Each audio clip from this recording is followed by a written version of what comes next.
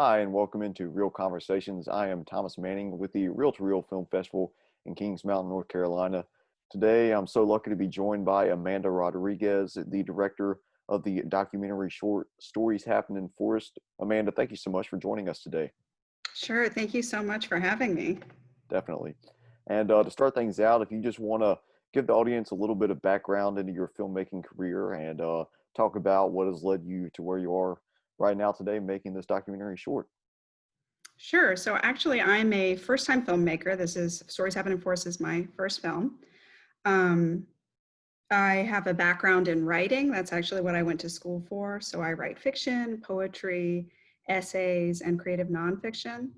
Um, but Stories Happen in Forest is really about the connection that people have with forests. And I was really interested in that story because I'm part of an organization called Dogwood Alliance. It's a North Carolina-based forest protection nonprofit. So being really passionate about the environment, that's kind of what led me to want to make this film. Right. Awesome. And you have 11 different stories over the course of this 28-minute runtime from people from vastly different backgrounds regarding race, age, sexuality, religion, and theological outlook. And so, did you have a general idea of the specific stories that you wanted to tell at the beginning of production, or did some of these opportunities just kind of come to you? So, how did you go about choosing these people for the documentary? It was definitely a more organic process. I knew at the outset that I wanted to capture different kinds of stories to showcase the different ways that we can be connected to the forest. Um, because I think we see a lot stories about athletes and how they're engaged with the forest. But I really wanted to help people to see how they can reconnect with the forest by showing different ways. And, a lot of that came from, me just being like, I want to make these and reaching out to my network and asking questions. Who do you think has a good story to tell? And I got such an influx of potential subjects. It was really inspiring. And luckily, no one has ever said no. So every video I've wanted to make, I've been able to make. Um, and I think when put together, all these sort of vignettes really do tell the story of how diverse not only humanity is, but the way that we can connect to the forest is. Right. And there's many different perspectives these people connect with the forest, spiritually, scientifically, musically, and then from a health perspective, mental, physical, emotional. Was there a certain one of these stories that you connected with on a personal level? Oh gosh, that's so hard. So hard because they were all so amazing and interesting. I know that filming James Woodley's vignette, A Light in the Forest, about his struggles with polio and post-polio complications and how he turns to the forest to remind him of his strength and his own beauty. Every time I watch it, I tear up. So that one, and I'm friends with James, so getting to share his story with the world is really meaningful. Right. Yeah. I think the first chapter was the one that really resonated with me. You had the African American man that was speaking about in these woods that perhaps his ancestors had been lynched, and he had a quote, "I am the dream of my ancestors," and that almost made me tear up a little bit. And just what you have been able to do, telling these stories, giving people an opportunity to tell these stories, has been pretty incredible. So I thank you for that for sure.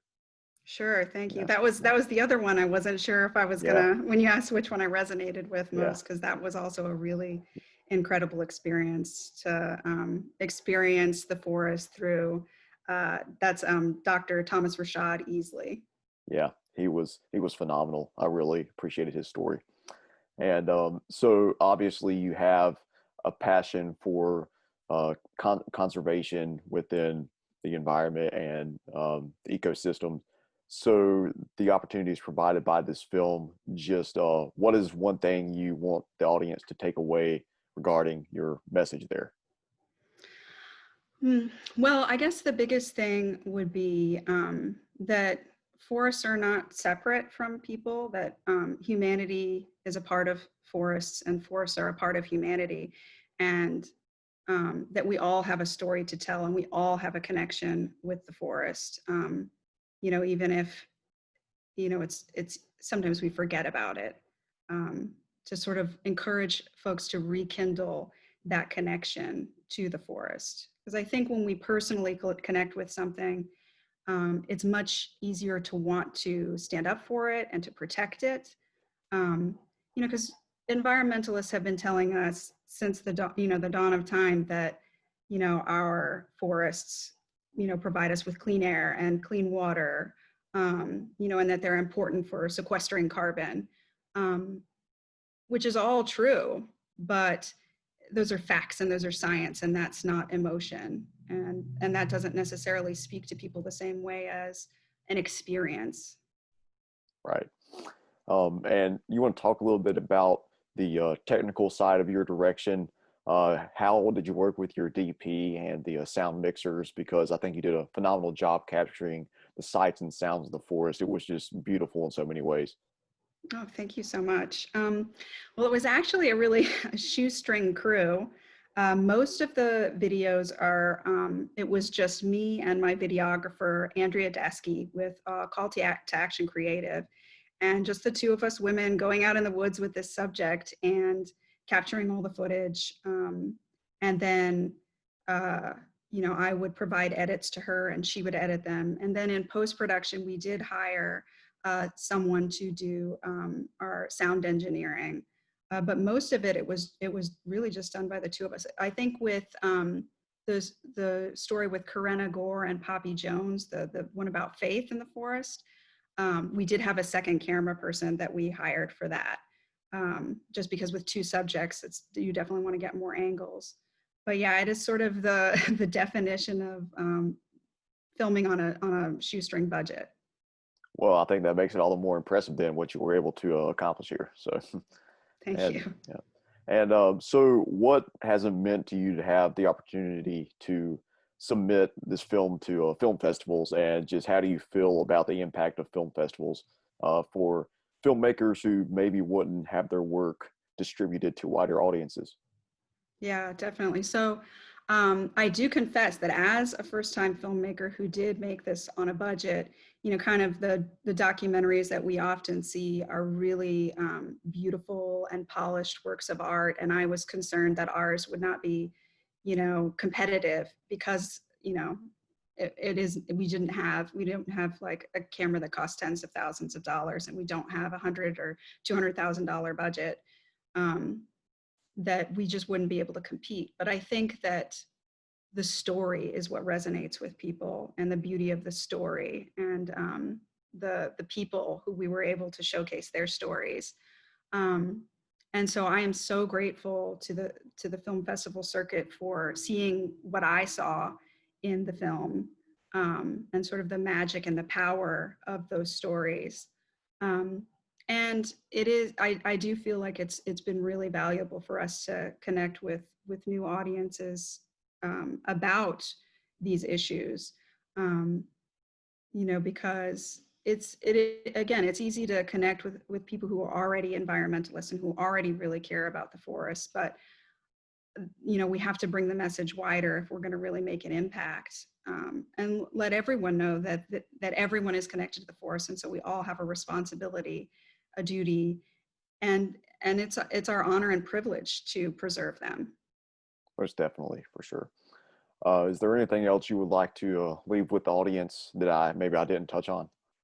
um, if you're intrigued by this, if you watch the film and you're intrigued, please do visit the dogwoodalliance.org website for ways that you can get involved and be connected to our forests, because you know we often think of deforestation as something that happens somewhere else, like say in the Amazon and the rainforest, which is true, but it also happens right here in our backyard in the southern United States, where our forests, which are biodiversity hotspots, they're beautiful, they're huge for our tourism industry and important for our local communities. are some of the most logged on the world, even more so than the Amazon rainforest. So it is really important, if you have the time and you have the money or the energy to get involved in whatever way you can. Um, and I would also, just say, I hope that the film touches you and speaks to you in a way that helps you reconnect with memories of forests from your childhood, and will inspire you if you can, because I know that's also an issue, is access to the outdoor space is is not really equitable right now. But if you can connect with a forest, I do encourage you to do so, especially now, as we're living through a pandemic with social distancing. Forests sometimes can be places where we can engage in the outside world without fear or risk, if we're careful. Right, for sure. Well, is anywhere that people can keep up with you on social media or online, just keep up with some of your work output? Sure. So I do have a website for the film. It's storieshappeninforests.com. So if you visit that, you can see, when the film will be showing at film festivals, which film festivals it's been engaged with. And I am on Twitter and Instagram. My Twitter profile is Rodriguez545. Oof, I guess I should have prepared my Instagram one. Oh, I'm no, gonna I'm gonna look it's it all up right. real quick. No I, problem. I think I have it open. Um, it's also Rodriguez545. Awesome. Well, Amanda, again, thank you so much for joining us, and thank you for your documentary, Stories Happening for Us, Reel to Reel. It is honored to be showcasing it. Sure. Thank you so much. Thank you so much for bringing the film to your audiences, and again, seeing what I see in it. Yes, ma'am. And to sign off, I'm Thomas Manning alongside Amanda Rodriguez. We will see you guys next time on Real Conversations.